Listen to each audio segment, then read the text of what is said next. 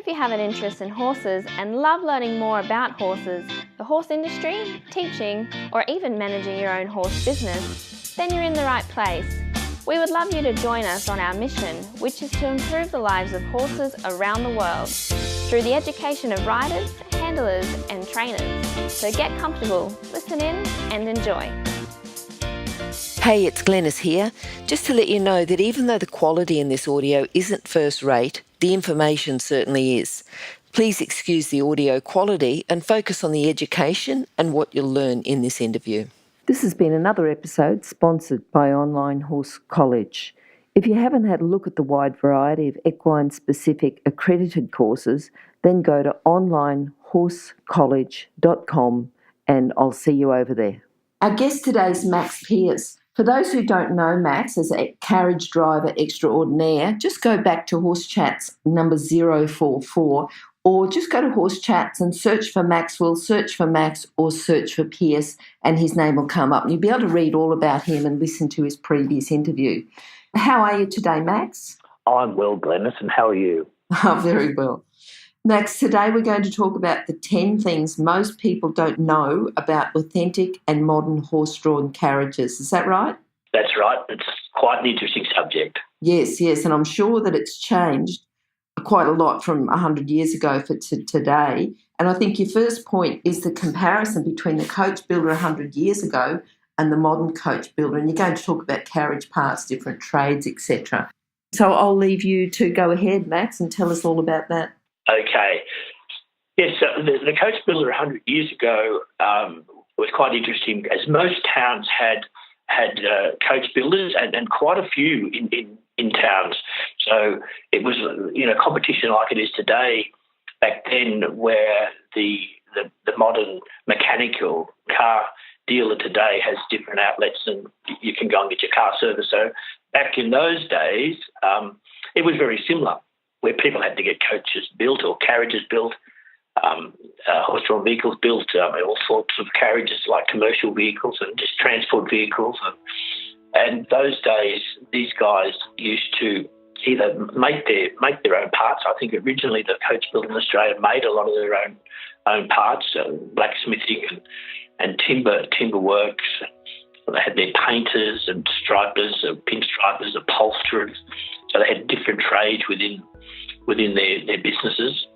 My family in Bega had two coach building works, and they were on the Pearce side. S.H. Pearce and Sons had a very big factory, and on my mother's side, the Haigs also had a factory, and there were many others in Bega at the same time. There were Warner Brothers, and I can't remember the others, but they were quite well known around the area, and it was really interesting to see some of those old carriages from that area pop up from time to time. Looking at the modern coach builder these days, there's not many around, by the way. There's only a handful of people that build carriages, and a lot of our carriages come in from overseas, are imported. There's a lot of vehicles coming from Poland, England, America, and also a lot of Chinese carriages these days. And there's heaps and heaps of them. It's unbelievable the amount of carriages that are imported in the country. There's only a handful of people building carriages here, authentic type and modern type. Yep. But it still is carried on. A lot of the methods are still used. The old methods are used on the authentic carriages. A lot of the old tools are still used. But these people are very few and far between these days. As far as the parts go, years ago, they used to import most of the parts from America. The coach builder 100 years ago used to import lots and lots of parts, American hickory shafts and seat components and a lot of timber components, all the metalwork, springs, fitting, just the general hardware. So that was very common. Once coach building really got going, it was very common that they actually bought the components and assembled them and completed the carriage here in Australia. What about the trades? You know that you said there's a few different trades. Is there a trade now as a carriage builder? Coachbuilder? It's funny you say that. The Coachbuilder continued on after Carriages horse-drawn vehicles were made. Mm-hmm. They mainly moved into building coaches, like train coaches. Oh, okay, yes. And buses. So those guys, they kept that name, a Coachbuilder. Mm-hmm. But I'm not sure now. I think things may have changed in that area.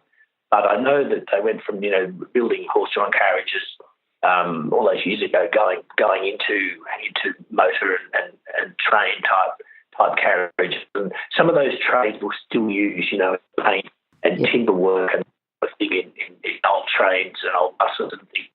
Mm-hmm. Tell us a bit then, and this is the next thing, about the collections and the types of the various antique carriages. Okay, there's quite a few collections around the country. You don't hear of them very often, but there are many collections, and they pop up from time to time. And sometimes it amazes me that some people have got so many carriages stored away. There's been some museums set up. They seem to come and go. People had horse-drawn vehicle museums, but they seem to be not as popular as they used to be. And the collections can vary, from more commercial type vehicles down to just transport type vehicles, so just general use, church going carriages, buggies, sulkies. Sulkies were very, very popular here in Australia.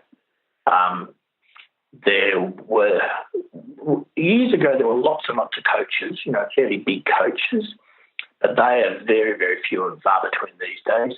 There wouldn't be too many type park drag coaches or English type coaches here in this country. I'd probably, there'd probably be lucky to be 5 or 6 that probably I know of. Even that may be over exaggerating.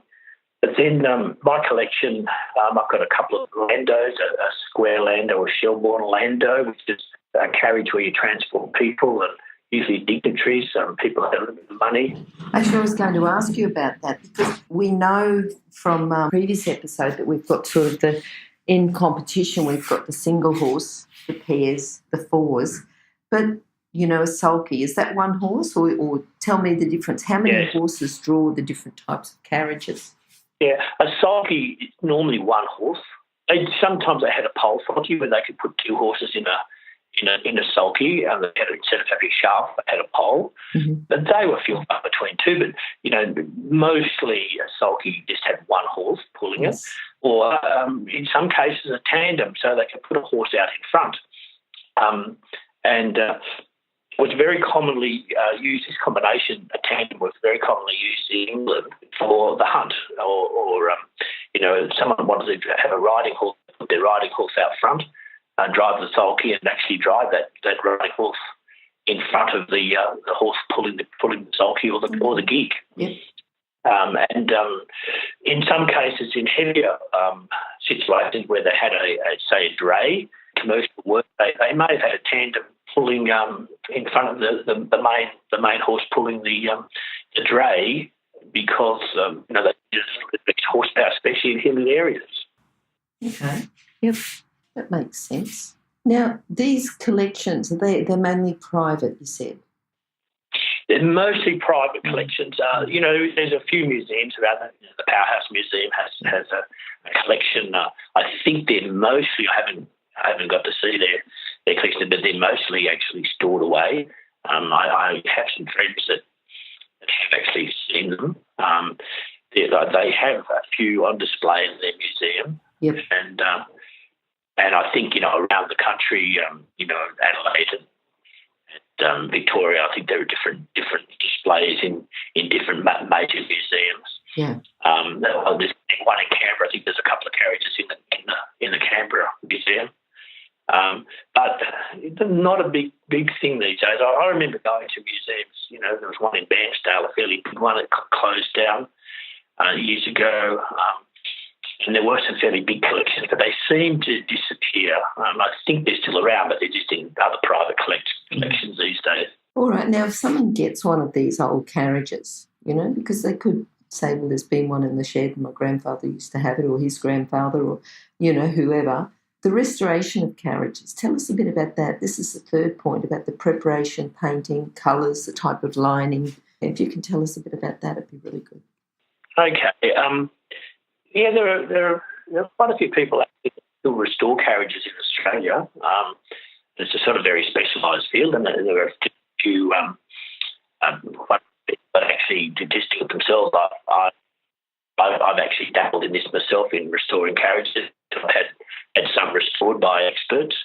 And there is a way that they restored these carriages, or actually when they originally painted carriages and prepared them for sale, it was a really big thing in preparing the timber work and the metal work for paint. And so, these days, really the proper way to do it is to actually dismantle the carriage completely. Replace all the timber work that may be rotting, have the wheels checked and reset if necessary, or re-spoked or re-rimmed.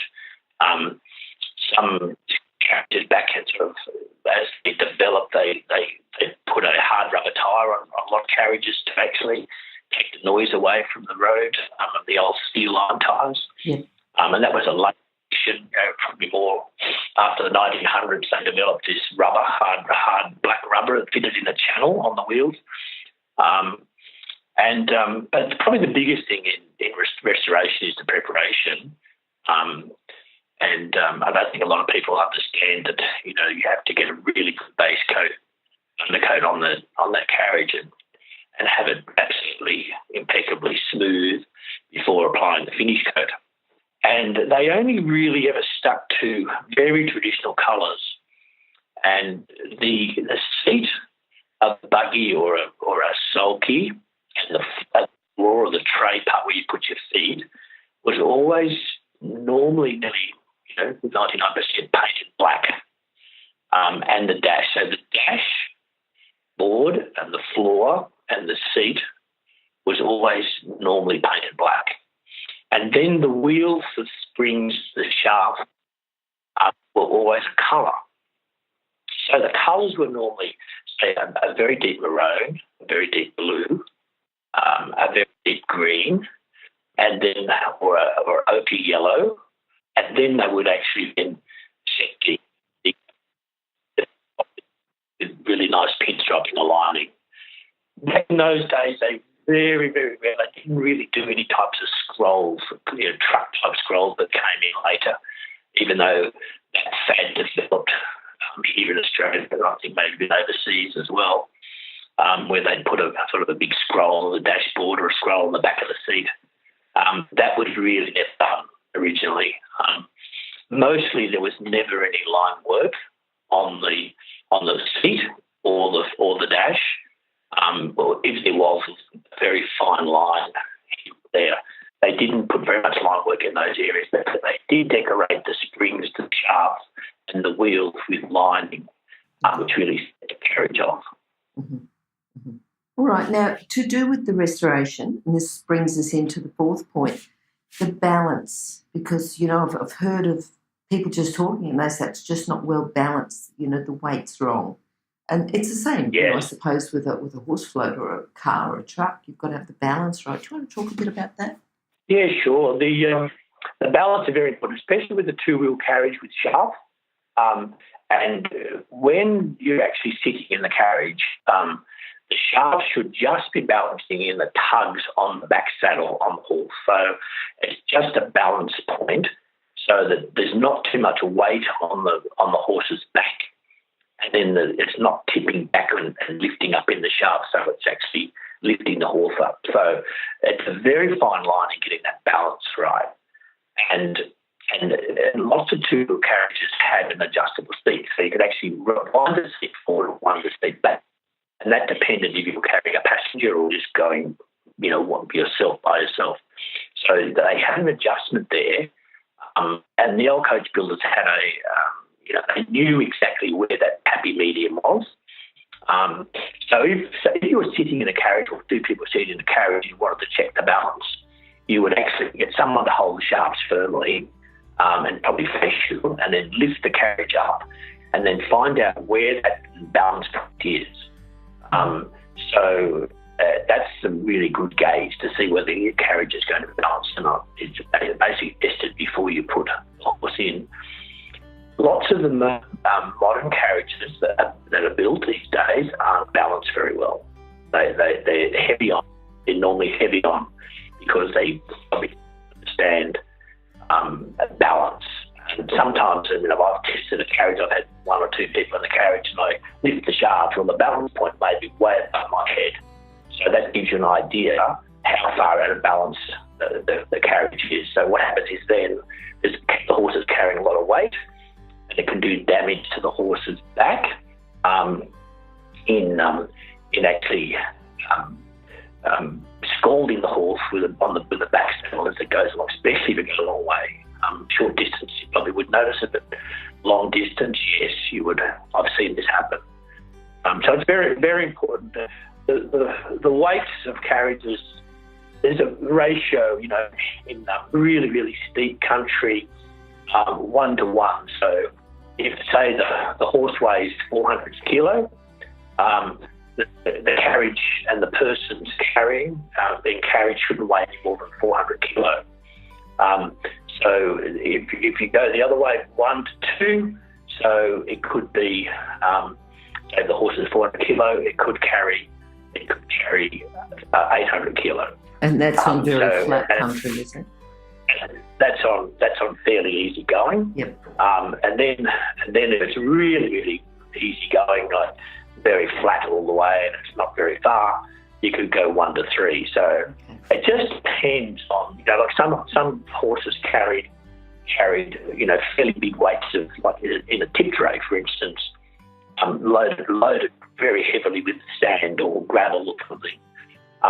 So those horses, carried a lot of weight, but they could only go on very easy going country to be able to do that. So that's just a gauge on how you would actually work out how much a horse could pull. Wait, can you hear anything? No? That's because we're waiting for someone with a good quality horse product to be advertised here. If that's you, then contact us, horsechats@horsechats.com, and we'll send you the details. Thanks. Now, what about the modern horse-drawn carriage? And we use that for competition, training, any sort of commercial use. Just tell us a bit about that and how it might have changed and what we're doing, I suppose, as a result of just technology and more knowledge. Are we making changes for the better, or are the older carriages better? These days, for competition, of course, they're putting disc brakes, four-wheel disc brakes on the carriages. They're putting delayed steering, so it's quite a modern thing. Delayed steering means that when the horse turns, that the wheels aren't turning in line with the horse, so the wheels turn slower, so that the carriage turns in more of an arc with the horse. It's quite a new thing. The modern horse-drawn carriage is getting better and better and more of an understanding. The modern four-wheel carriage, the four-wheel carriage today is actually very good with horse because they're not carrying weight. And with these added additions with four-wheel disc brakes, so they've got two-wheel disc brakes and this blade steering mechanism. And then they also have a turntable brake where it can actually deaden or dampen the way the vehicle turns. So instead of the turntable turning quickly, you can actually make it slower and make the horse balance the vehicle better so you don't get slip and slide. Yep. So they've got all these modern additions to carriages that you've never ever had before. You'd never ever dream 100 years ago. You'd never dream of these things, but they're certainly out there. And the only thing that concerns me is some of the original sort of two-wheel steel carriages. Balance is a big thing. So if anyone's looking at two-wheel carriage and it's a modern one, make sure that it's a balanced one and not one that's out of balance. Yeah. Because it is a problem. It can be a problem. But no, it's very, very interesting, the modern carriage. They're used for competition work. In today, if it's competition driving, there's usually three sections that are driven dressage. There's a cross-country marathon with obstacles, and then there's a cone course. So the rules say that you can actually have a competition carriage, which is a really nice, authentic-looking carriage for your dressage and your cones. And you have a marathon carriage, which is like a battle act carriage for your marathon, which is a different weight. It's more compact. It'll negotiate the turns and bends quicker. Again, delayed steering, brakes, turntable brake. So these days, sort of most people that are really thinking about competition driving will have two carriages. They'll have a dressage carriage and I'll have a marathon carriage. And there's different widths. There's rules and regulations for different widths for ponies and horses and teams. And so there's different widths of the carriages. So it all falls into a set of rules that govern the competition carriage driving. Okay. Now, just thinking now to do with the maintenance of these carriages, is there a difference between the maintenance between the old carriages and the new carriages? Yes, for sure. There is. The old carriages, they were constantly, they had lots and lots of use. So the wheels would get loose, the steel band or the channel on the rubber would come loose, and that's what kept the coach builders very, very busy, the blacksmiths really busy.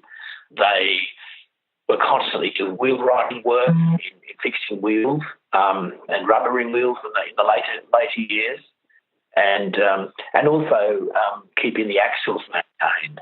So, most vehicles, they didn't have bearings in those, Boros bearings in those days. They just had a steel box that fitted into the wooden hub of the wheel, and that was steel on steel.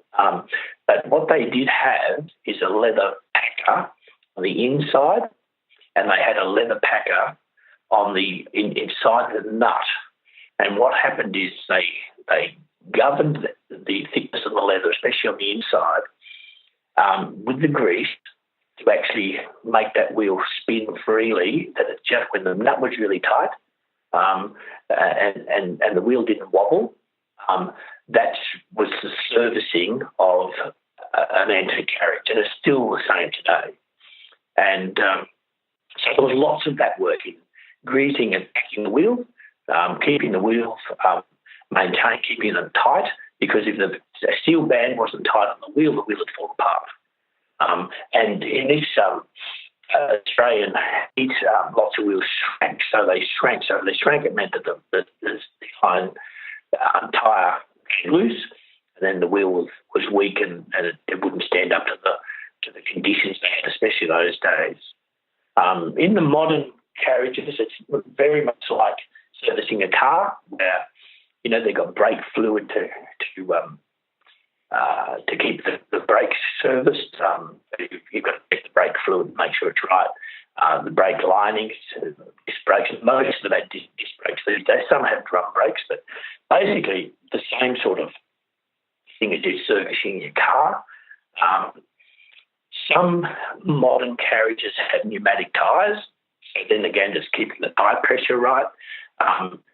In some competitions they only have steel wheels, but they're authentic type wheels with a hard rubber tyre, so that they need to be checked. And just basic general maintenance of a modern carriage is no fractures, steel fractures or anything like that. So basically, servicing a modern carriage is very similar to servicing a car these days without the motor. Now, going back to competitions, I know you've got this as number 9, but I think if we can talk about the different types of carriage driving events, then once we've got the different types established, then we can talk about the correct attire and the driving rules. Is that okay if we change those around? That's okay. Okay, yeah. So we've talked about marathon and dressage and cones, but just tell us about the different types of carriage driving events and a little bit more about them.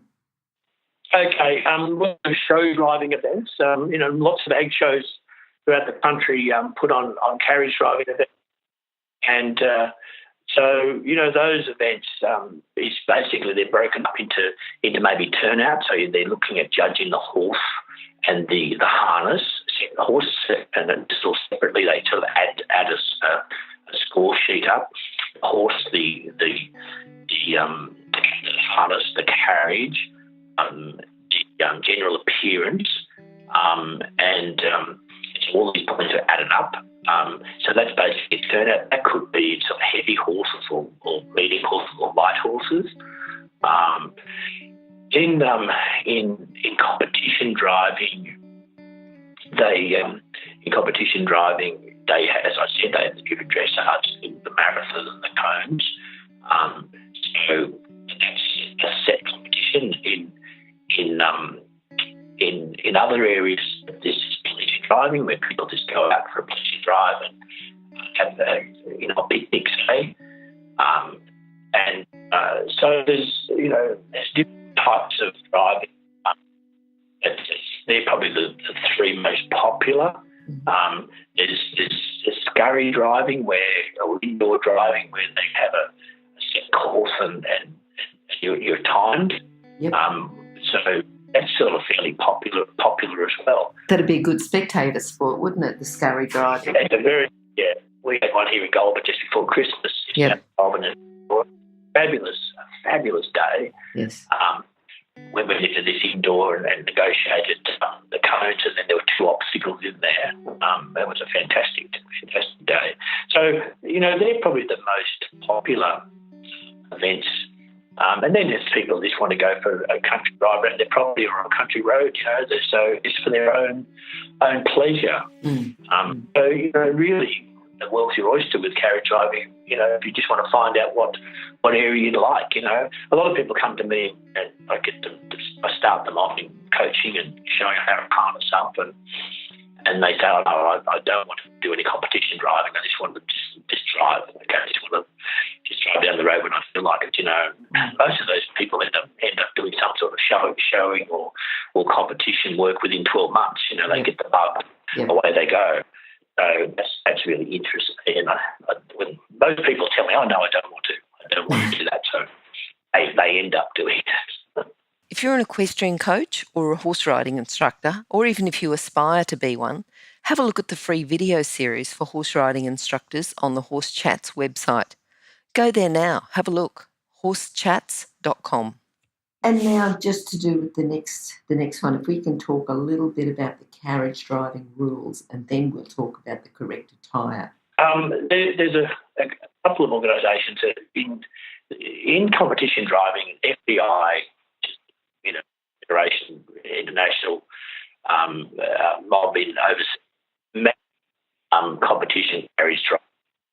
It's a very big thing in Europe and in the UK and America.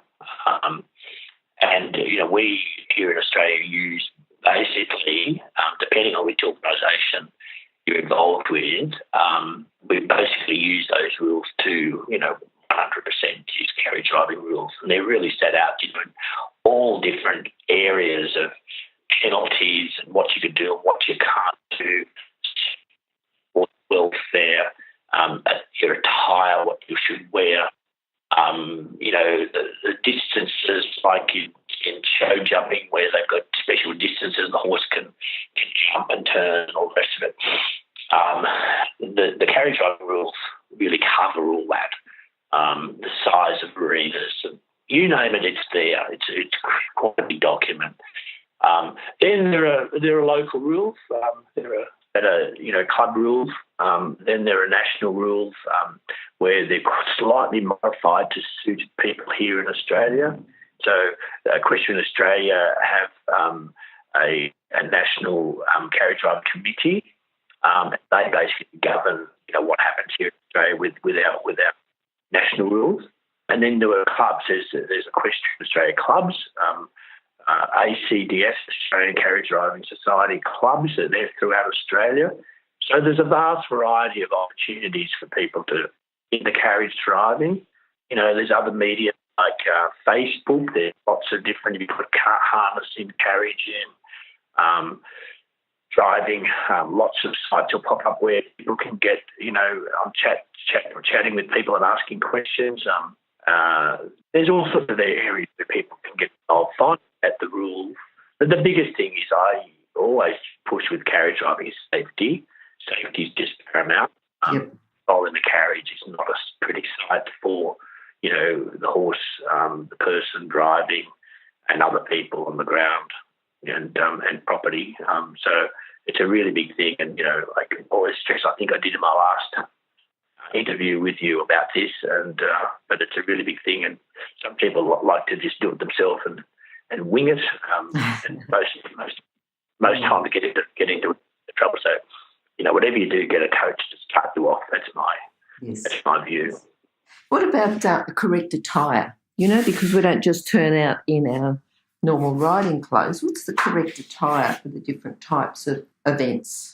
Okay. Normally it's just sensible wear, like for a lady, a nice jacket and a skirt, and maybe a scarf and a really nice hat. This is maybe for presentation, showing, and classes and also for driven dressage and cones. So it's very, very similar. Whichever discipline you want to be in is what you wear, and just shorts and just casual gear is really not acceptable even for training. People wear shorts driving. I'm guilty of this sometimes around on the farm, but normally just nice for ladies, nice sports coat, business wear, like a business type suit, always looks really, really nice. The colours are more earthy. It could be creams or blues, royal blues. Browns look good. Fawn, all that, those types of colours. Yellow, ochre colours really look nice. Sometimes a lot of people here wear too much black, so they'll wear a black hat and a black jacket and black skirt. So it can be too much. So my view is break it up a little bit. A driving apron is normally essential, and the driving apron is to be able to keep the dirt from the horse flicking up on your clothes. It can always act as being waterproof, so it keeps the water from soaking in the lap. It can also be used for range where you've got maybe some oil or something on the range, getting oil or blue polish or something on your clothes. So they were used traditionally in competition driving. It's a requirement. They must have a whip, an apron, gloves, and a hat. Okay. And you get penalised if you don't have those. But in show driving, it's optional, but the same rules normally apply. For men, just a good type a suit, is normally nice. Tweed jacket, depending on the type of carriage you're driving and horse and harness you're using. That can be sort of mixed and matched. Again, a driving apron, a hat and gloves and a whip is essential. So grooms, depending if it's a four-in-hand, a livery type gear is normally what's worn. The grooms in single harness and pairs. Riding attire is also acceptable for your groom. Just normal riding gear is normally acceptable too. And then again, just normal neat and tidy wear is acceptable. So it just depends on what your turn is, what competition you're going in. But generally, it's just neat and tidy. Suits for men, tweed jacket, a nice bit for a lady. What about if people want to get involved? You talked a little bit before about Facebook and groups, and you talked about the FEI and different groups. But if someone doesn't know anyone, and even if they're going to get on Facebook, what do? They search for somewhere or get online, search? I see it all the time. Someone will put out on one of these sites and asking how to get involved. I'm in this area, and is there a club? Yep. Someone, 99% of the time, someone will answer that immediately and actually give them instructions. So, for anyone wanting to get into carriage driving, it's very, very easy to find out information. So simple. If you're online and you're something on Facebook, or just do a Google search, there are websites out there. There's driving societies out there. The Question Australia is there. And then you've got linkages to clubs and state branches and you name it. So very, very easy, so people should not worry about that. And are you happy if people contact you, Max, if they're not sure? Is that okay? Yeah. And what's the best thing, do you think, about getting involved with carriage driving? What do you think's the best thing? Well, probably if I think back, it's, number one, a great family activity or sport or just a hobby where you can involve the whole family. It's fantastic for children where they can, come with you. You've got your horse, doesn't matter what combination, single, pair or team or whatever. And everyone has to help because, it's just not like taking a saddle and a bridle to a show. When you go to a carriage driving event, you've got a carriage, you've got a harness, you've got a horse or horses, and you've got all this gear, so you need help. So it's a great family activity. The other thing is it's great to get other people involved and to learn, and that's where I've fallen within my family.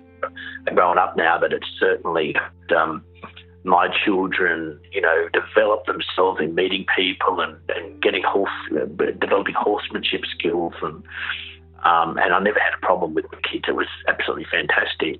But these days I've got lots of people that come and help me, and we do lots of things, and they learn and help me, and so that's probably the best part about it. And seeing the horses go well, training them well together. Yep. It's really a great thing, and a little bit different to some other equestrian sports. A bit different where it's really one-on-one with the horse and the saddle. But with carriage driving, you certainly need some backup. Yeah, and as you say, good family, good for the kids, and something a bit different. Yeah, and that's what I love. I love going to shows and having a great team of people beside me. And I might take, 2 or 3 people with carriages. That might even be my horses and carriages, and I'll drive and they'll drive, and so we help coach. And we normally have a ball. Normally have a lot of fun. We just come back from Brisbane. We took 9 horses to Brisbane Anzac Day, put in the Anzac gun. Yes, and we put the 6 horse Brazilian in, and we came right down through.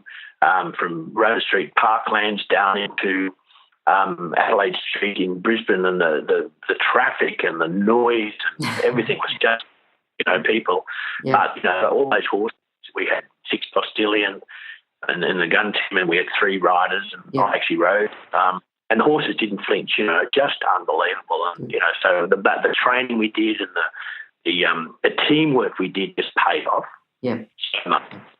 That sounds wonderful. All right, Max, now if people would like to contact Max, if they'd like to find out a bit more, like to find out about how to get involved, or even if they just want a bit more information about some of the things we talked about, because I think there was a lot of valuable information here that's not readily available. I think Max has been involved with carriage driving for quite a long time, so a wealth of knowledge there. So thanks, Max, for coming on today and chatting to us about this. It's been really good, lots of information, and for those people that like to catch up with Max, I'm sure that'll be okay. So thank you again, Max. Thanks very much, Glenys. It's been lovely talking to you. Good to talk to you too. Bye-bye. Bye-bye. Now, if you're still there, you probably know that I'm absolutely passionate about education within the horse industry. That's why I host this podcast. My other venture is Online Horse College. Have a look now at onlinehorsecollege.com, and I'll see you over there. Remember that our comments and instructions are general in nature and do not take into consideration your individual horses or your individual ability and circumstances. If you enjoyed this podcast, then please leave your comment below.